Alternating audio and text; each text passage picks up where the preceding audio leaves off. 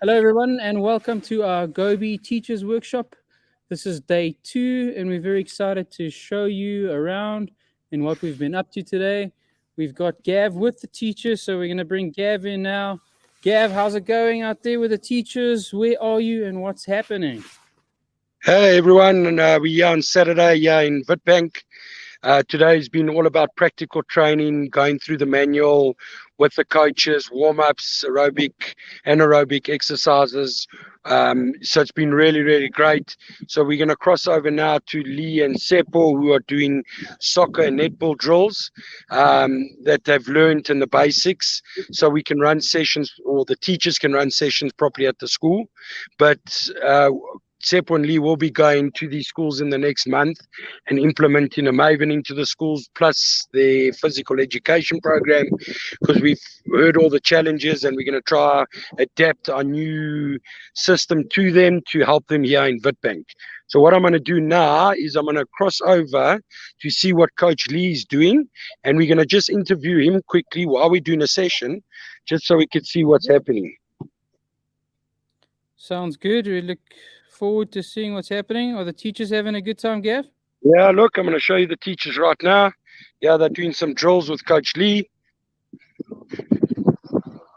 Okay, Lee.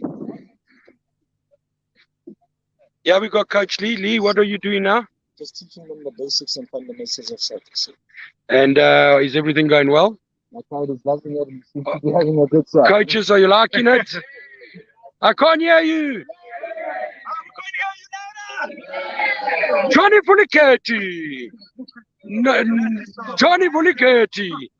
So, no. Okay, Lee, you got to show us Johnny Vulikati, please. No, yeah, there.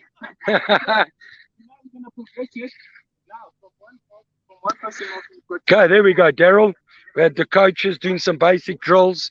As you can see, the coaches are loving it. So now I'm going to go across to Coach Seppo. So what we did is we split the teams up, the coaches who coach soccer and the coaches who coach netball, just to get an understanding of who's doing what. So now we're going to cross over. As you can see, when I cross over now, you'll see how many teachers do netball. And I don't think people realize how many schools, especially in the township and rural areas, how much the girls love netball. So we're going to cross over now to Coach Seppo, which is Coach Flavor. So let me cross over here. Hello, everyone. So, hello. Say, Johnny Vulikati. Not Sixoro. Johnny Vulikati. Coach Seppo, what are we doing here, Coach Seppo? Flavor? Some basics, especially the beginning ones. Netball. Yes. So in terms of how to throw the ball, how to catch, receive, run with the ball, those things. And then we're also trying to teach them in terms of how to work with groups. You know what I mean? Bigger groups, yes. Bigger groups, and especially place like this. So what's important is the more balls you have, the better, because of now we don't want to stand.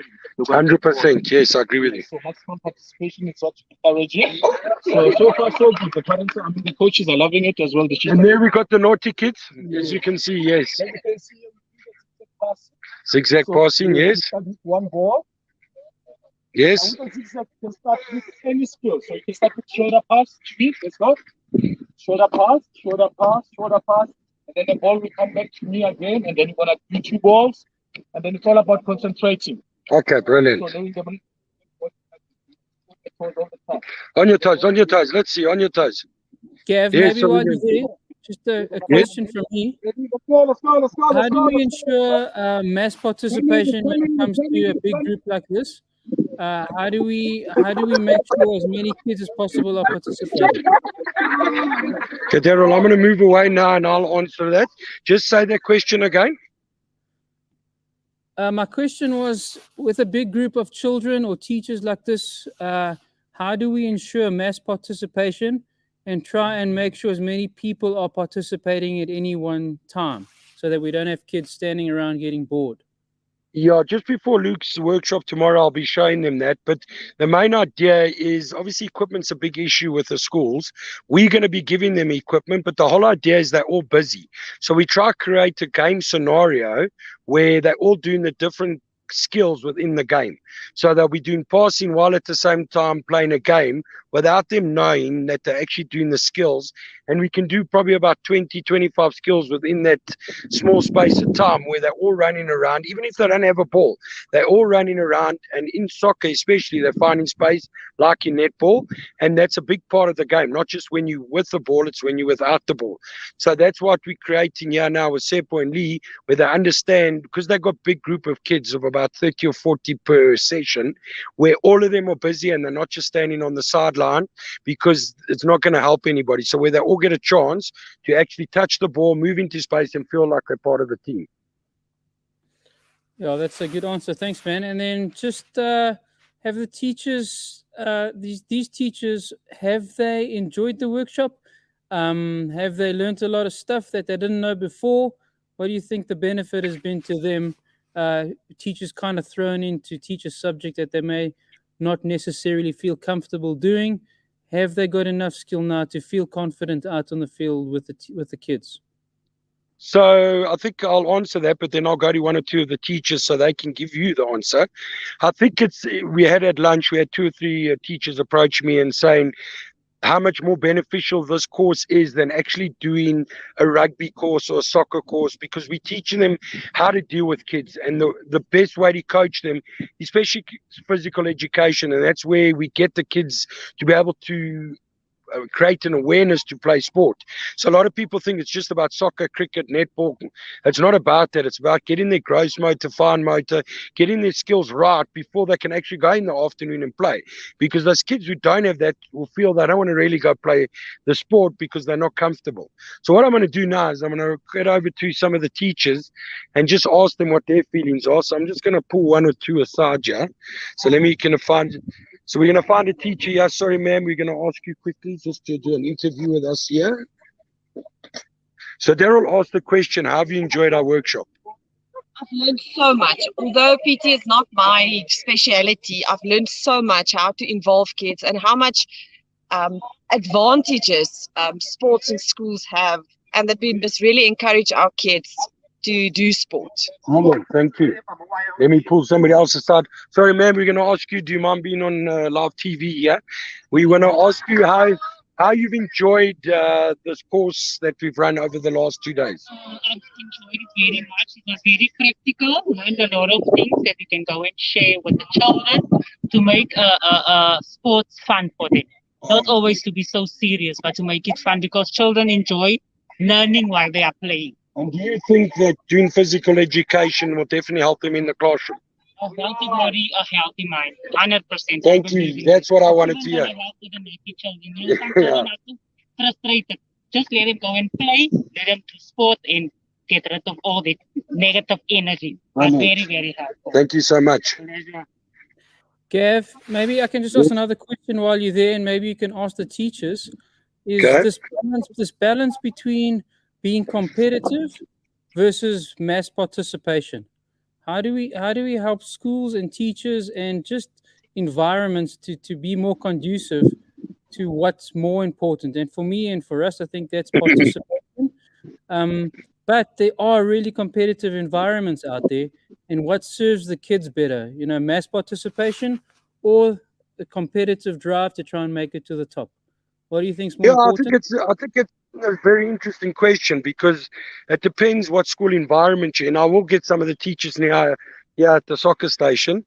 I'm going to ask them what their feelings are about, what is it, mass participation or is it competitiveness? Now, a lot of these teachers, I'm sure, will come across as mass participation, because these type of schools are not, heavy schools where it's all about competitive nature. But I think, let me put one of the teachers aside here, and I'll actually see what they have to say. I've got my friends here all the way from Bethel. So here we go. We're going to cross over to them. So Daryl asked the question, you two can stand together. What do you think is the benefits of competitive sport and mass participation? Is there a place for both or none? Or one or the other? For both? Okay. And what do you say about that? Sorry, Gav, so if I could just interrupt you, it's very hard to hear. If you could just get them to speak a little bit louder. Okay, you got to speak louder. You can pull down your mask. Okay, I'd say both, but also the kids would want to be competitive to one another if they are in that. 100%, yeah. So I believe also a lot of the schools we're dealing with here aren't all about, it's more mass participation, getting these guys involved. So I think if we had another scenario, those schools would be, it's all about winning. So I think this consensus here with most of them would be that, I think. Sounds Are good. you happy with that, Daryl? I am happy. I think there is obviously this fine balance in school sports to be competitive, but also then to the detriment of the majority.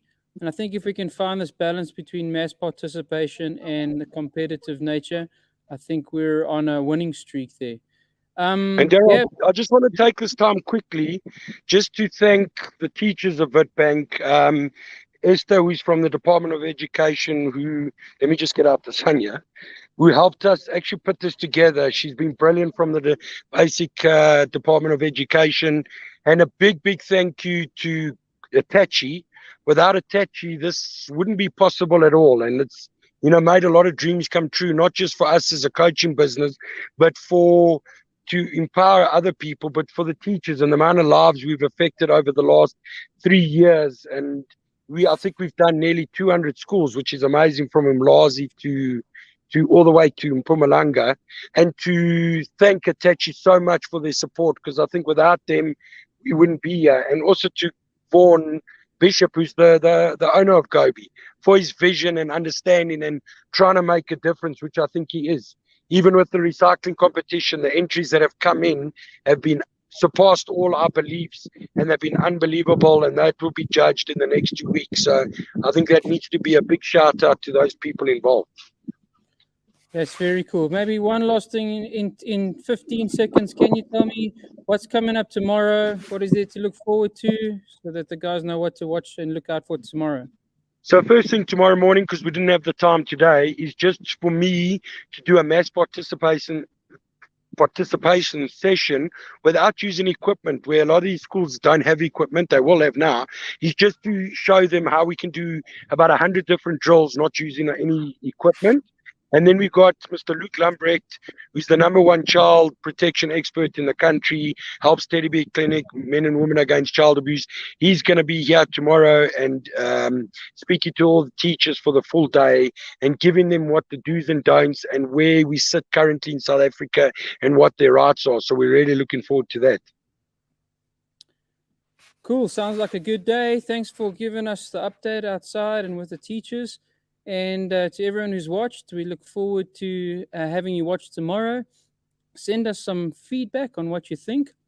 And again, thank you to all our teachers who have given up their time and this weekend to be with us. And we hope that you're encouraged by what you've heard, and that you take some of these things back to your school, and that the kids are the ones who benefit from everything.